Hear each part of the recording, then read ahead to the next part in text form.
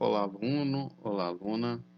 Bem-vindo a mais uma aula de redes do seu curso de Sistemas de Informação da Fafit. Então, nossa aula, hoje nós falaremos sobre os equipamentos e os recursos de rede. No nosso primeiro bimestre, nós tivemos aí vários conteúdos com o intuito de prepará-los, né, para conhecer melhor esse nossa disciplina de redes, para que nós pudéssemos desenvolver aí projetos, né, que visassem a conexão de sistemas, de equipamentos dentro de um ambiente de trabalho, dentro de uma empresa. Bom, para que isso aconteça, nós precisamos antes conhecer um pouquinho mais sobre quais são os equipamentos e os recursos que nós temos dentro de uma rede. Então, na aula de hoje, nós falaremos sobre dispositivos mobile, computadores pessoais, servidores, sistemas operacionais de rede, repetidor, hub, bridge, switch. Falaremos também sobre os tipos de switches, roteador, o sistema wireless, firewall e o gateway. Então, à medida que eu for apresentando para vocês esses dispositivos de forma breve, lá no Packet Tracer eu vou mostrar para vocês aonde fica cada um desses dispositivos, né, e trazer um pouquinho das particularidades do Packet Tracer. Então, uma introdução breve, né, para que a comunicação entre os computadores de uma rede possa ocorrer, é necessário que exista alguns recursos que possibilitem essa comunicação. Esses recursos podem variar desde hardware, como equipamentos para ampliar uma rede, por exemplo, bridges, repetidores, switches, hubs, até mesmo softwares, como por exemplo, os protocolos que estão sendo utilizados os sistemas operacionais de rede, tá? Além, como vocês vão ver mais para frente, o próprio firewall também é um software, tá? Pode ser um software, pode ser um hardware. Então, vamos mostrar ali os principais equipamentos e os recursos utilizados em uma rede. Primeiro, seriam os dispositivos mobile, tá?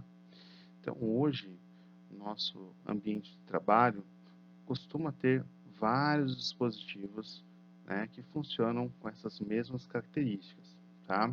Então são tablets, celulares, né, os conhecidos smartphones. Eles possuem um sistema operacional próprio, tá?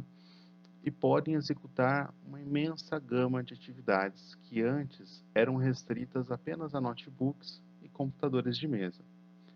Possuem conectividade wireless e podem ser utilizados por diversos agentes dentro de uma rede empresarial, desde clientes até funcionários. Então, ele se faz necessário, desde que um funcionário, né, possa estar utilizando, vamos imaginar ali um ambiente de um comércio de alimentação, por exemplo, um restaurante.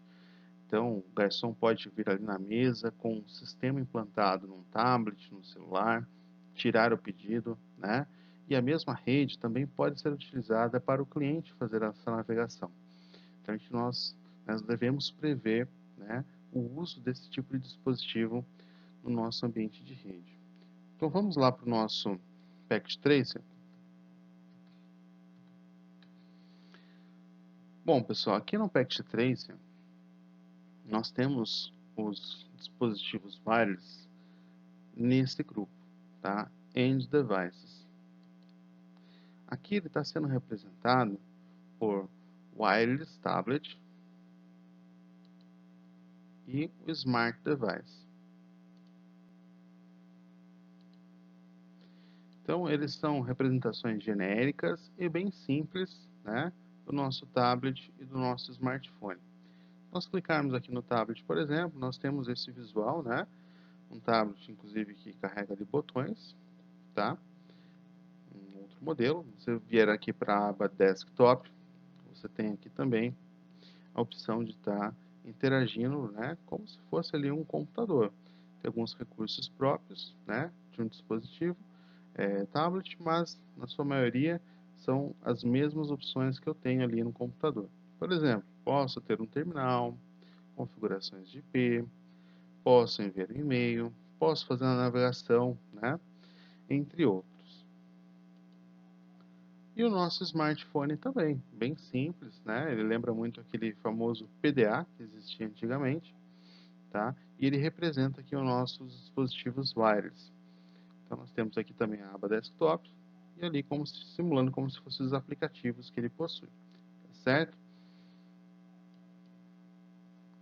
Bom, vamos para o nosso próximo item. Nós temos também os computadores pessoais, tá? Também conhecido pelo termo estação de rede. Então, quando eu vou projetar minha rede, normalmente eu vou ter essas estações que vão ser destinadas a várias áreas, né, da empresa ou do ambiente domiciliar, que é ali onde eu vou estar colocando, por exemplo, rede cabeada, né, ou prevendo o uso de rede sem fio, né? Então, já vou preparar o ambiente para receber esses computadores chamados também de estações, tá? Pode ser portátil, como os notebooks, né? Tem um modelinho aqui na foto. Os notebooks hoje correspondem a boa parte, né, das estações de rede de uma empresa. Ou os desktops, né? Eles têm um uso mais fixo, daí vai precisar de um móvel ali para estar colocando esse computador, tá? E aí, dependendo da conexão que ele usa, eu vou precisar passar um cabo ou ter também uma rede sem fio disponível. Normalmente, os computadores exercem a função de cliente, tá? No entanto, é possível configurar um computador para exercer a função de servidor na rede. Então, nós temos muito, né, esse termo client-server, né? Ou seja, quem é o cliente, quem é o servidor. Então, normalmente as estações de trabalho, né, estações de rede, elas funcionam como cliente, elas requisitam serviços e esses serviços são ofertados, né, por servidores. Desde um IP, né, para receber um IP da rede, por exemplo, ela precisa de um servidor DHCP, ou até mesmo uma aplicação interna da empresa, né, que está rodando ali e vai ter um servidor web que vai estar disponibilizando aquela função. E também, lógico, posso ter um computador simples, né, como um computador de usuário, funcionando como um servidor para aplicações mais simples, certo? Lembrando, não é indicado porque o computador ele foi projetado para uso, para ser desligado, para ser reiniciado. Então, ele não tem ali equipamentos, né, num nível muito elevado, tá? Então, dependendo do tipo de servidor que eu for montar, não é indicado o computador pessoal. Vamos lá para o Pact 3 para a gente dar uma olhada. A gente já utilizou em aulas anteriores e eles estão aqui, tá? O PC e tenho também aqui o meu laptop. Também são representações, né? Se você clicar aqui, você vai ver que nós temos um gabinete bem antigo, né? Estilinho antigo, tá? E que ele representa aqui o computador, nosso Pact 3, nosso simulador, tá?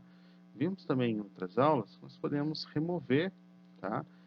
Esses componentes da frente, ou até mesmo estar conectando novos componentes, como por exemplo um headphone, um microfone, tá? Basta que eu clique no componente, o ideal é desligar esse computador, né?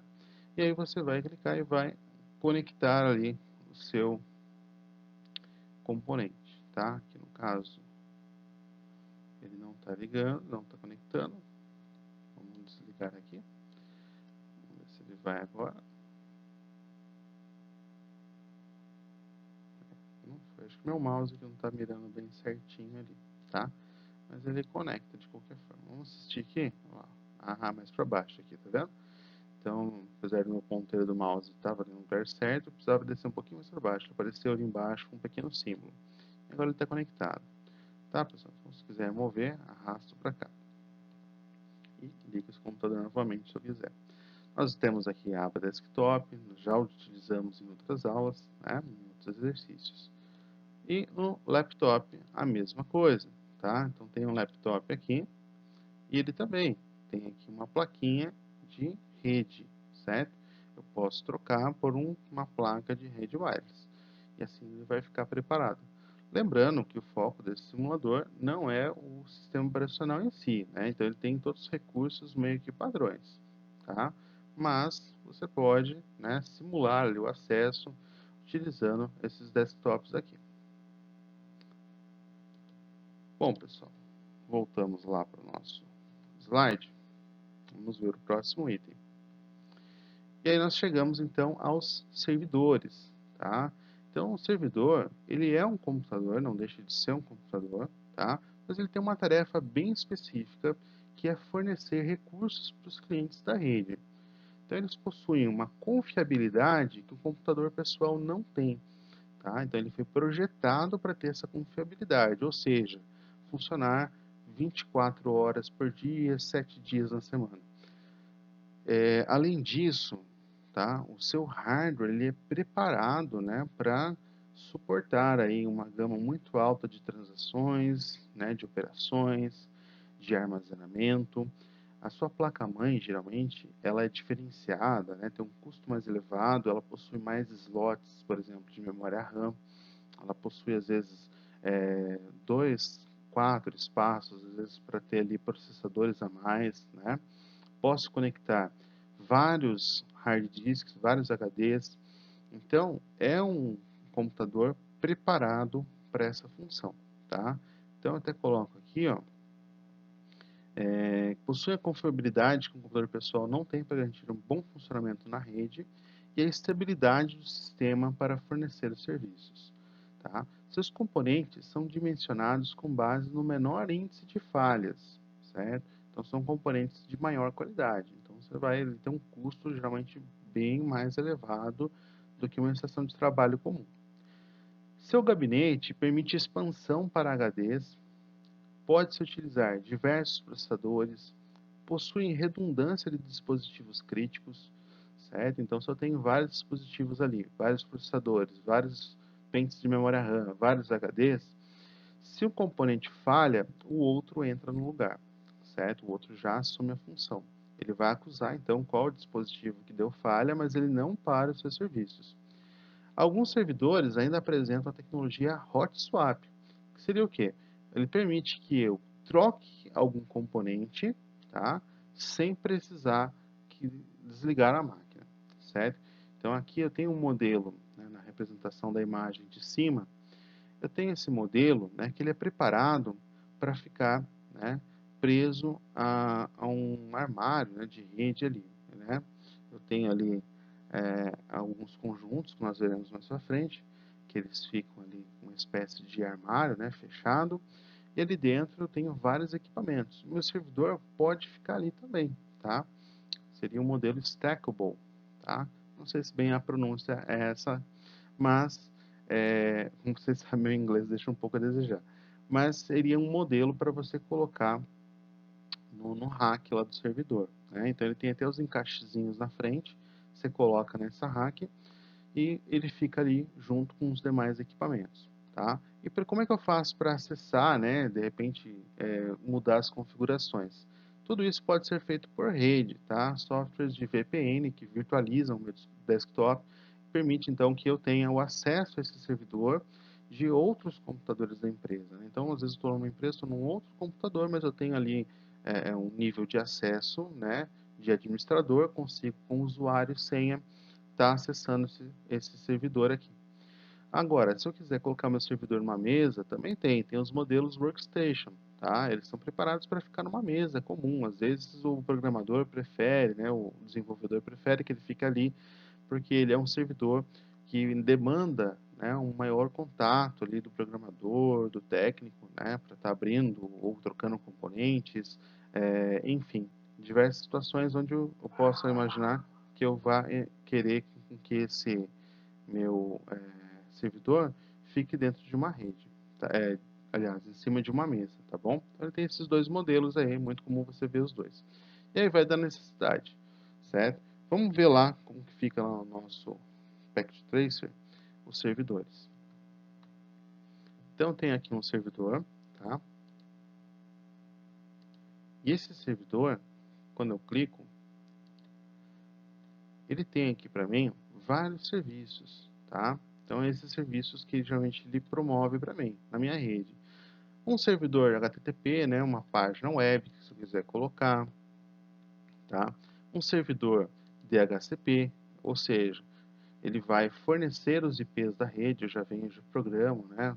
Qual o máximo de usuários, qual é o IP inicial, qual a máscara de rede, qual é o meu gateway padrão, meu DNS, e ele vai funcionar, então, fornecendo para mim, né, IPs naquela rede. Então, quando conecta um novo componente, esse componente automaticamente consegue pegar um IP dessa rede. Nós faremos essa prática numa outra aula. Hoje a intenção é mais demonstrar os equipamentos para a gente não se alongar, tá? Então aqui nós temos outros tipos de serviços, DNS, servidores de e-mail, servidores de transferências de arquivo, servidor de internet das coisas, tá? Esse aqui é novo dessa versão do Packet Tracer. Ah, esqueci de comentar com vocês, né? Essa aqui é a versão 7.3. Como eu falei para vocês, eu tenho as duas versões, né? Para alguns momentos eu prefiro a outra. Para esse, como os equipamentos, né, estão na mesma posição, eu posso usar esse aqui também tranquilamente com vocês. Tá bom, pessoal? Então esse servidor ele vai simular para mim. E veja que o modelo que eu tenho aqui é o modelo stackable, né? Que ele vai ficar lá dentro para mim de um rack. Ou ele pode ficar também numa mesa, deitadinho. Então, nada impede que ele funcione dessa forma, certo? E aqui eu tenho slots para mais componentes, tá? Vocês vão ver ali que tem vários componentes que eu posso estar colocando, né? São portas de conexão. E eu posso simplesmente estar colocando aqui no meu computador, certo? Nos meus módulos aqui.